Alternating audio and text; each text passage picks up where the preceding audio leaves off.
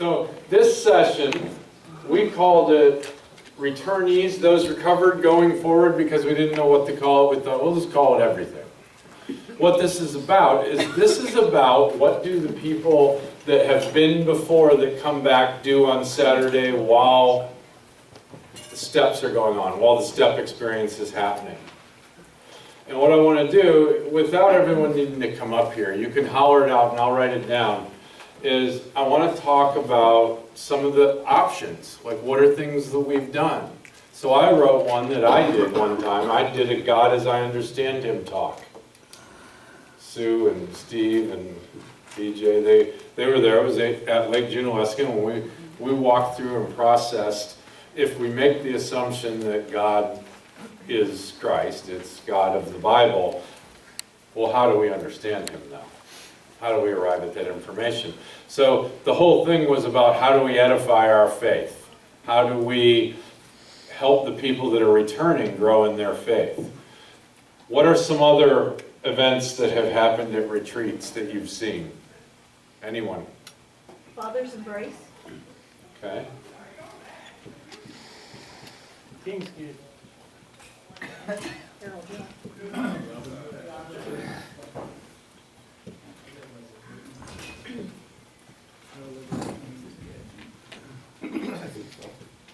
King's Kid. What else? Love, relationships, and spiritual growth. Love, relationships.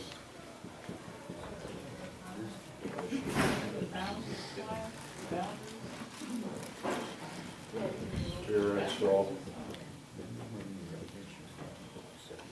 Whatever we do moving forwards, we need to shorten the names. We've got step 5 workshops. Hold on. Boundaries. What did you say, Dee? Step 5 workshop for people how to take people through step 5.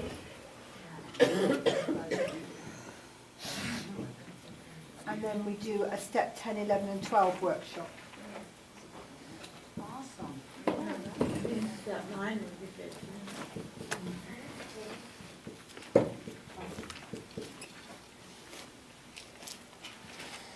You're asking what's been done or what we Yeah. thought are good options to do? Well, I'm asking both. Step But I can 9. only get so far down on my knees, so we're gonna run out of room in a minute. We do a morning meditation. During the That's day? the Saturday return session. He's talking In the during the morning. step process. Saturday return session. Okay. Step 9 would be good. Workshop. What? Step 9. Step 9 workshop. Okay. What else? Motivational gifts workshop. Okay.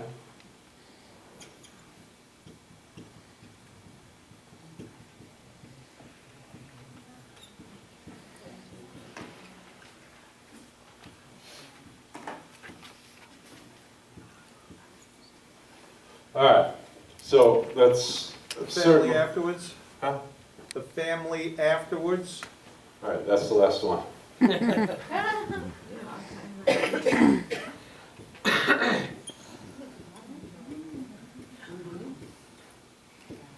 Okay.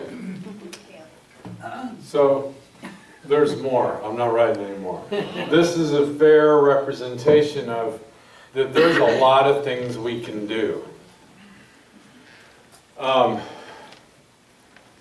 You know, one of our things on Thursday that we discussed when we talked about, well, you know, who are these retreats for? What's the answer? Okay.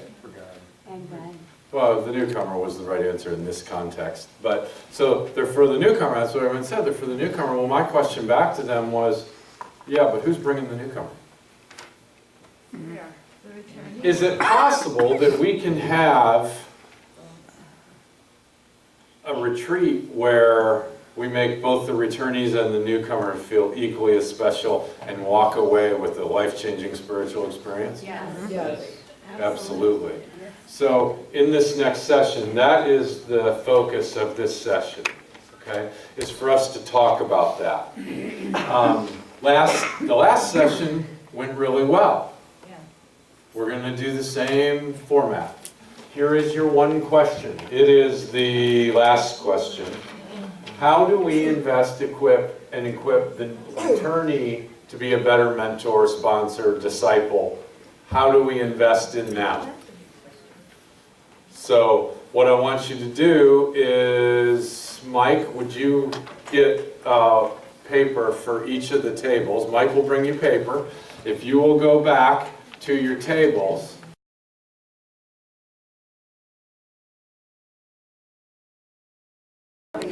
There you go. So share with me what you guys came up with how do we invest and equip the returnee to be a better mentor? Okay, well, the first... You can take that out of there, yeah. I want to do that, okay. The first thing that we came up with was forming groups on leading groups. So we could have like little in-services on how we can produce effective mentors. Another one was end of retreat surveys. They would remain anonymous, but we could kind of like see how each returnee or each newcomer's experience was. That might be pretty effective. 5th and 9th step training and accountability.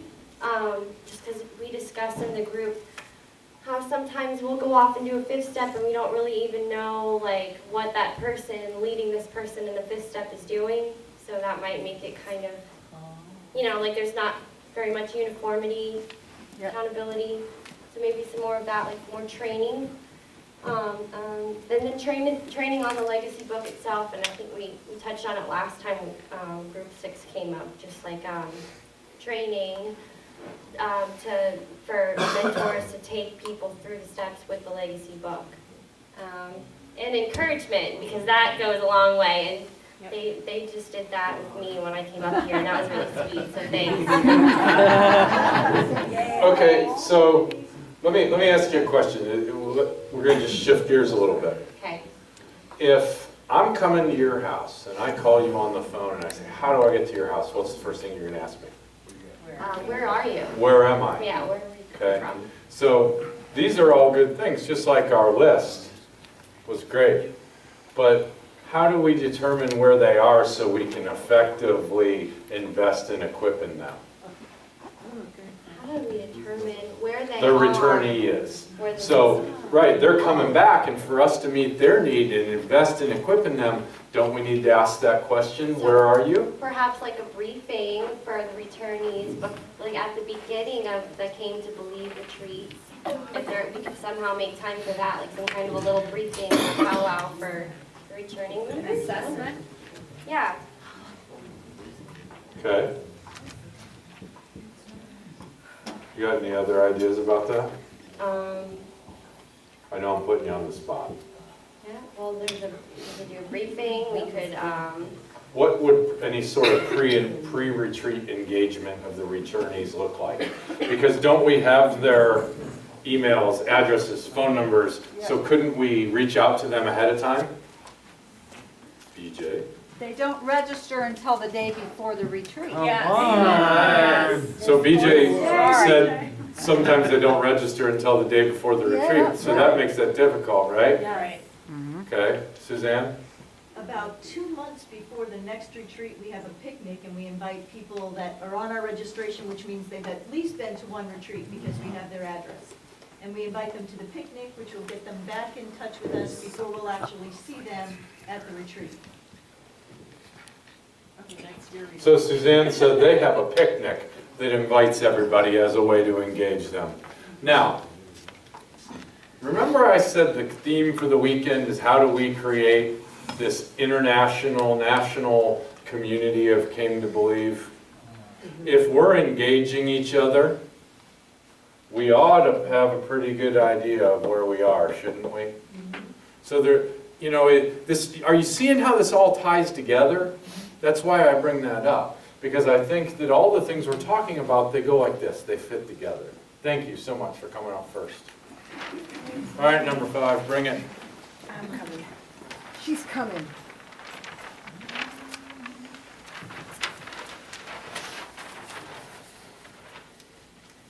Oh, look how cute it has a smile. Very cute. It has colors on the bottom. Hi, I'm Sarah Rivers, and I'm a recovered alcoholic. I'm a teacher also, smiley face and colors, they come with me everywhere. Okay, Good job. thank you.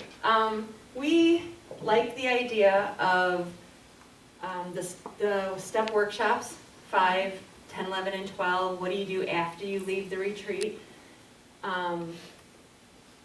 Different things or groups that had been done at the other retreats, putting on the armor of God, King's Kid in the afternoon. The thing with that is though that came up is we need to start training from within, which for that we mean we need to start training at our retreats, people that keep coming back and are interested and are able to stand in front of groups and do this, because I know we've called some of the legacy people and said, hey, can you come to our retreat and do this? And they're like, I don't know, we've got this retreat this weekend, this retreat that weekend, if you're right in the middle, we're tired. I don't know if we're going to be able to fit this in. And they are, they're tired, we expect a lot of them, and they're running this, they do a lot. Slackers. That wasn't for me. I don't throw my voice. But we need to start training from within, because, you know, if you teach a man to fish, he can eat forever, fish on his own. So if we can start training from within, we can start doing this and picking up the slack and not expecting so much and moving forward and all of that. So that was that. And then someone also brought up, and I thought this was a good idea, don't repeat some of the basic ones necessarily so many years, like every year in a row, because the returnees get bored. You know, some of them, the meditation, how do you meditate, 10, 11, and 12, boundaries. Depending on where you are in your life, we all get stuck, or we need that repeat, but there's other ones that we don't necessarily need to see every year. And that's something that you're going to be led by the Spirit in your group and whatever. And then the other one and this one we thought was so important, and we were hoping we would talk about that here. We wanted to hear more from Jean. I know John and I have tried it a little bit, but the follow-up, the second Saturday. Briefly, I don't know. You can go ahead and briefly describe what you're talking about. Okay, from what I understand, it's the second Saturday of, perfect. Come up here if you would, please, and do that. I That'd don't be mean to step in, but I fantastic. am a part of what. No, that's But it is great. coming up on our little sheet. Yeah, come on over here so you're on the video. We want to make sure we get this on the record tonight. Oh, I didn't know Jean was back. Jean could have got up. I You're thought good. you were gone. I said, leaders. He's training you. Okay, what we did, or what Jean proposed, and we went with it, is this, I think it's the second Saturday after the retreat. We do 3 Saturdays. We do step 10, we do step 11, and then we'll do step 12. He will invite a returnee to do step 10, to share their story into that. And then we have lunch, then we have another speaker. He's had, Pastor Randy worked on, we did the Lord's Prayer once. And there's other things, and then we go through that step 10 with the returnees. And then we can tweak or find out if they're good material, if they're not good material, where we can plug them in, because we all have gifts. Sometimes I think, that's not my gift, but really it is. It's just we're afraid to do it. I would never thought I'd be doing what I'm doing now, but Would you clarify for me when you said for the returnee, are you talking, this is the 3 Saturdays after the retreat? after the Once retreat. they have been there, are they still considered a new person until they go to a retreat? Once they've been there, they're called a returnee? Yeah, All right. yeah, So it really is a new person's follow-up? correct. Well, it's really both. Yeah. It's an anybody follow-up. It's anybody's fault, but they have to go to the retreat before they can come and work 10, 11, and 12 with us In this, good. in our setting. Thank you. Awesome. Thank you. Well, That's thank great. Sorry about that, Sam. no, that's okay, but we were kind of looking even being able to follow up on the 8-step homework and if they need sponsors. We were looking in the group, talking a little bit deeper that you might be able to follow up, and because we've got people coming from Chicago and Yes, Milwaukee. long distances. We've got, you guys get a little bit more local sometimes in your area, from what I've noticed. We pull in further away from, like, 5-6 hours away a lot of times. Yeah. That seems to be the more people that we get a lot of times. And it could change as we grow, but that's why I was kind of looking at follow-up that way and maybe even extending it. And that's what we were talking about in our group, is not just the 3 Saturdays, but doing it once a month, and then they know that that Saturday is committed to Came to Believe, we'd love to have you. And oh, by the way, the next retreat's coming up, would you like to help? And that way, we're starting the training for the next retreat. But then I look at it, for me, when I went to my first one, whoa, went to my second one, I'm thinking, boy, I really like this. I kept going back, not knowing I'm gonna get plugged into where I am today. Sure. That was not my intent. So the person that's coming back really wants to have this. I'm not, because of my Al-Anon, I'm not gonna make sure, are you doing step 8 okay? Are you doing step 9 okay? That's not my responsibility. Amen. You're right. It is not. I mean, Yeah. and I learned, and that's why BJ said you better go to Al-Anon. So I did, and I listened to it, and now I've learned that, but I learned that through the retreats because I wanted to take care of every Okay. person that came to that retreat, because that's who I am. I had to stop. Okay. I was driving myself crazy. That's not, I'm here, or we're here, not me, but I've learned Sure. with the mentor, with Jean and Sean and everybody else that helps me now, this is why we're here. It's Are not you just- saying that rather than this group of returnees, that it would be their particular sponsor they do their 8 and 9 with? No, well, yeah, once they, and if they don't have one out there, you can explain that, and that's why in small group, we get to that. If you don't have somebody, let us know. We'll help you with Right. that. That's what I share in my small group. And if they don't, then come back and maybe you'll get it next time. It took me a couple times to figure it out. I was really more thinking less about the content, because once again we could all get into discussion about which is the best content and what we could. It's to do with the follow-up and there being an opportunity. And like Sarah, in the retreats in London, get people from 5-6 hours away.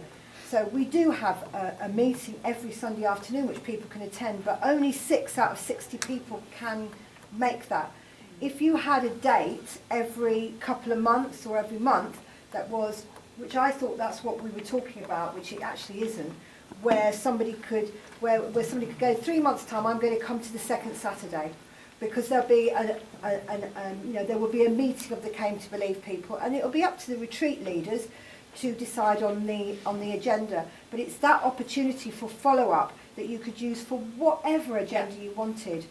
I liked the idea, maybe not for just 2 or 3 weeks, but to have, if there was a venue available, could we plan in that people could travel from distances and have events? So, I think we're circling around the same concept, okay? Let's break this down. We all are talking about follow-up, correct? Yeah. Why do we not follow up better? Why do we not follow up more? Why do we not have these things? Time. Well, yeah, I mean, I'm a drug addict too, lazy. Yeah. You know, Logistics. I mean, time, lazy, I have other commitments. I mean, let's call a spade here. Nobody sets it up. Oh, it is. Right, and so, I don't think that's bad. That doesn't, I mean, we don't have to make that into a horrible thing. It's just the reality of where we are. Understanding where we are, I think Dee's idea of creating a consistent thing that people can look out and plan, it not only helps those they're trying to follow up, but it helps those that we're following up with. I think that's a phenomenal idea. But these are methodological issues that can be worked out in community at large that we don't need to spend a whole lot of time on in here. We all agree that follow-up is important, and I think that's the thing to take away from that. Yeah. Okay? What does the Great Commission say? Disciple. Make disciples what? And what? Spread the message. Baptize them in the name of the Father, the Son, and the Holy Spirit. And what? And teach them to obey. All things whatever I've commanded you. So isn't a big part of what we're trying to do here in follow-up with people, in edifying the returnee, is to teach them to obey? Isn't that a huge part of this whole thing? Do you mean obey God, or do you mean people? What do you mean by obey? Well, yeah, I'm trying to stay in line with biblical, Okay. the Great Commission. I mean, came to believe is very much a Great Commission initiative. And so I think, we're teaching, that we come together to teach, but what are we teaching? We need to teach obedience. And if indeed we are doing that, if that's one of our filters, then follow-up becomes easier. Because we're creating a mindset so that not only when you're the one following up says, oh, I'm being obedient to what God wants. He wants me to follow up with you in a discipleship format. But also, you're creating a healthy expectation of follow-up from the person. And I think we just discovered that discipleship takes a lot of effort. You guys put a lot of effort into your returnee program. So thank you. What group's next? 4. Sorry, Sarah, I didn't get to you, but you can come up and then tell me what you wanted to tell us. Oh, that's okay. Carol said. Oh, okay. Well, so- Cover up the one.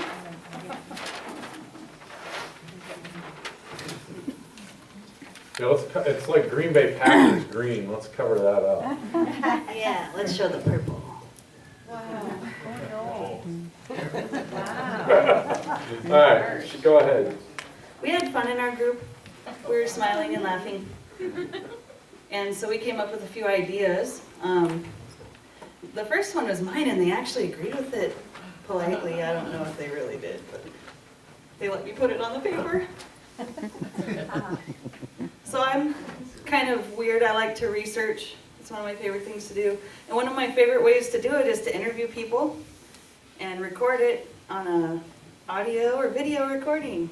And I saw an opportunity to hit 2 birds with 1 stone and charge the returnees, or they were newcomers and they may come back, with the homework assignment to call a legacy member and interview them and record it and learn from that on ways to help out with retreats, start retreats, participate in them, and then also store that in Came to Believe archives. So before I move on to the next point, anyone want to interject on that? Okay. And then a really good idea was to have a shadow. So you got your newcomer, they've been to their first retreat, and they want to come back to the next one. And you see that fire in their eyes where they probably want to help too. So on their second retreat, have them shadow someone like BJ or Jean or Sean or Tim, my husband, and they can learn from them. That way on their third retreat, they will be more effective. And then our last idea was to have handouts, pamphlets. An example would be sponsorship. One idea was to do the AA sponsorship pamphlet. Another was to get it straight out of the legacy book and just kind of make it a handout so it's something easy they can keep in their purse or pocket. And we already covered the follow-up with the finding out if they have a zeal for being a presenter or a leader in a group. And that was to just simply have them meet the second Saturday for the next 3 months if they're local. And the leaders of that retreat would be able to assess their presentation on step 10 one Saturday, step 11 the next, and so on. Cool. Good. Thank you. Awesome. Nice job, Sarah. All right, Sarah. Do you think that there is healthy and effective communication from the leadership to the kind of the, for lack of a better way, the second tier leadership, the volunteers, the people that are helping run the retreat as to what their responsibility is in following up? Do we communicate to them, hey, you need to find somebody and get with them. You need to pick someone and make them yours. Not in the retreat I was Would that be something we might be able to do? Yeah. I'll speak for myself. All right, number 3. Run, Tim, run.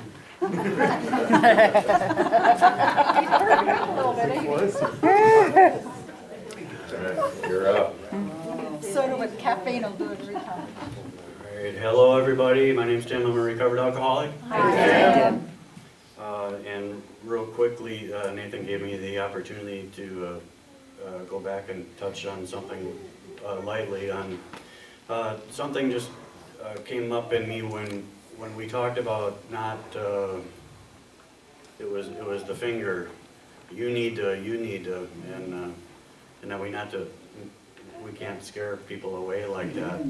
And I know we're all in different places when we come to our first retreat, and believe me, I didn't like it, but that was what I needed more than anything at my first retreat, was to be told that it's not how you understand them, it's how they understood them. And that desperation that Clarence talks about in his little pamphlet was the very propellant that shot me to where I am today. And so I just wanted to add, if we could be aware of that and cautious of that, and follow the Spirit of God. So you're saying some people actually need that? I wouldn't be here today if I didn't have it. And can I emphasize again, did I say that I didn't like it? Yeah. Okay, thank you, Tim.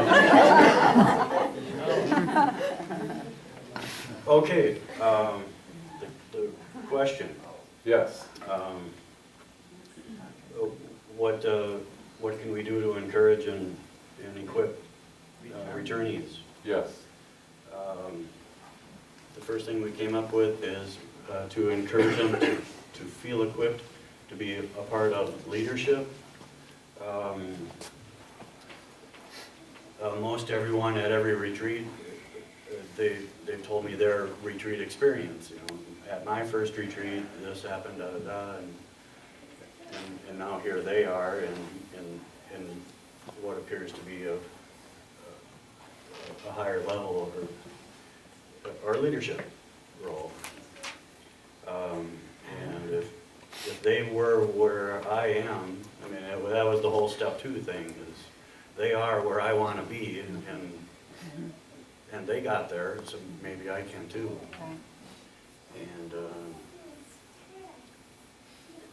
And passing it on is essential for our recovery, so that was something that I sought out right from the beginning. I loved it when Jack said, seek out those words, that this doesn't happen unless we do that. Number 2 was finding something for a returnee to do. And this can be as simple as helping set up and maintain snack bar and coffee. And I'm trying to remember now, it may have been the second time I was at Amory, but for some reason I want to say it was my first time at Amory, which would have been my second retreat. I don't believe I had ever met Gene, or how he would have known that I had been at a retreat. See, they've been talking about me the whole time. When I walked in and I registered, he walked up and said, he's been to a retreat before, make him sponsor somebody for the weekend. And that was my training, and that's how We're better than that. Okay, I may have missed a couple details. But another thing for me was I was put up here right away, or early on. It's just totally essential to where I am today. But not to diminish any of the positions that help out here. They're all extremely important. To use them to be a sponsor, I guess I said that, for newcomers going through the steps of the weekend. Get phone numbers and stay in contact after the retreat. Another thing that was essential for me was the group that does the Minnesota retreat. They have a weekly AA meeting that's faith-based, and that was absolutely essential for me to ongoing growth and finding God's will for my life. And number 3, I kind of already said that too. I didn't really go in order, sorry. Sorry? I was being a speaker at it. That Came to Believe Sunday morning, I mean, their first weekend, which I somehow managed to hide behind a bunch of people. I didn't get paid for that. Well, we're gonna actually, that is one of our topics, so we will talk about that briefly. And I hope I represented our group adequately. Yeah. Good. All right. Number 2. Who's number 2?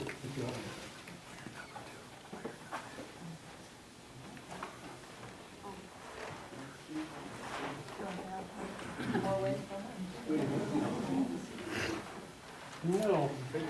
Now their faces are across my camera.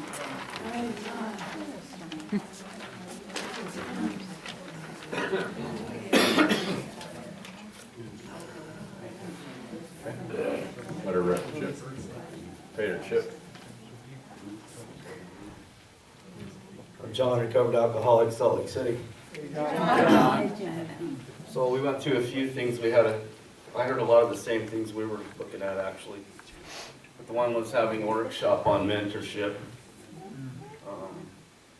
2 was getting involved in the committee. So in Salt Lake, once they've been through any Came to Believe and they're sober, they can be on our committee.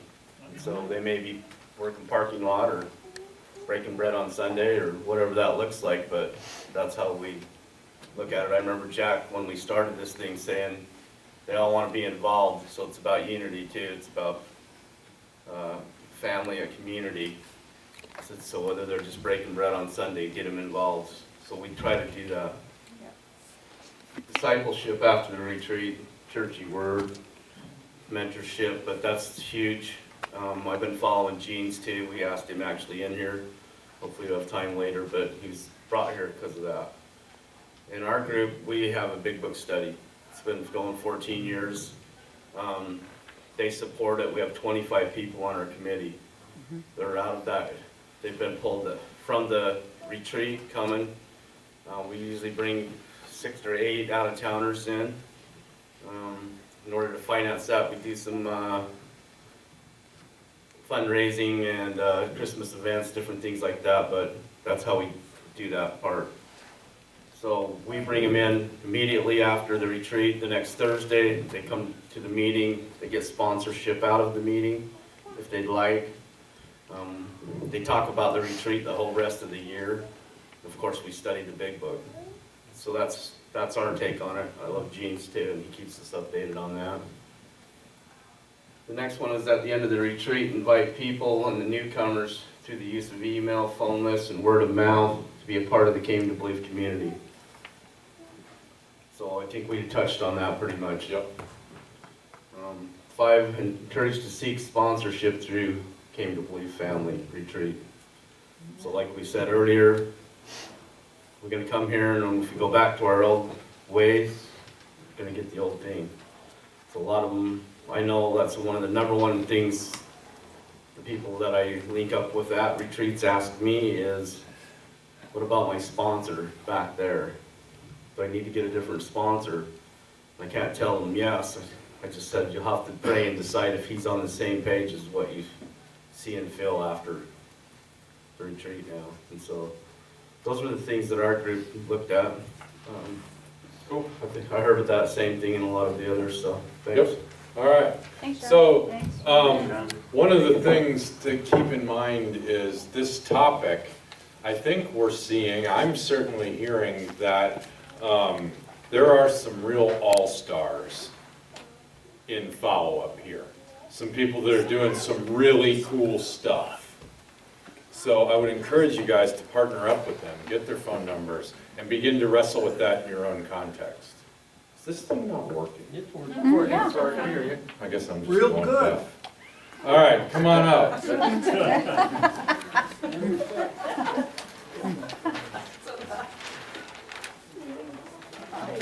This was my favorite one. Yes.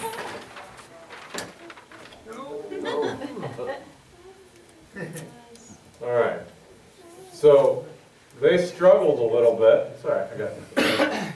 They struggled a little bit to come up with some stuff, and they had starting a group.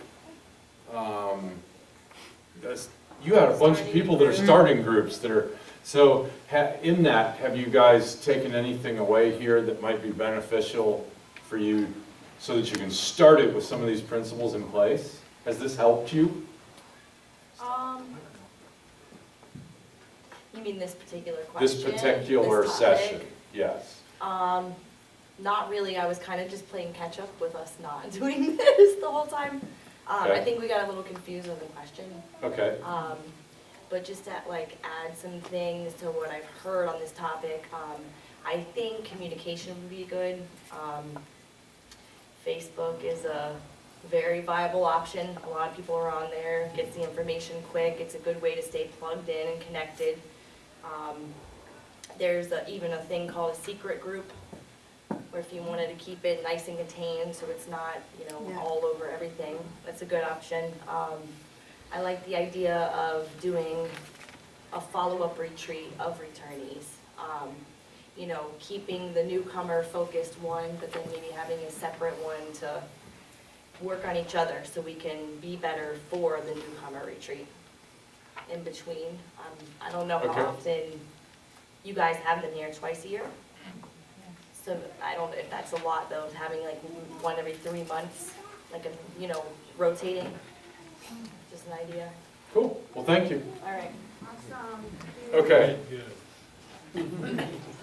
We have unpacked this concept pretty well.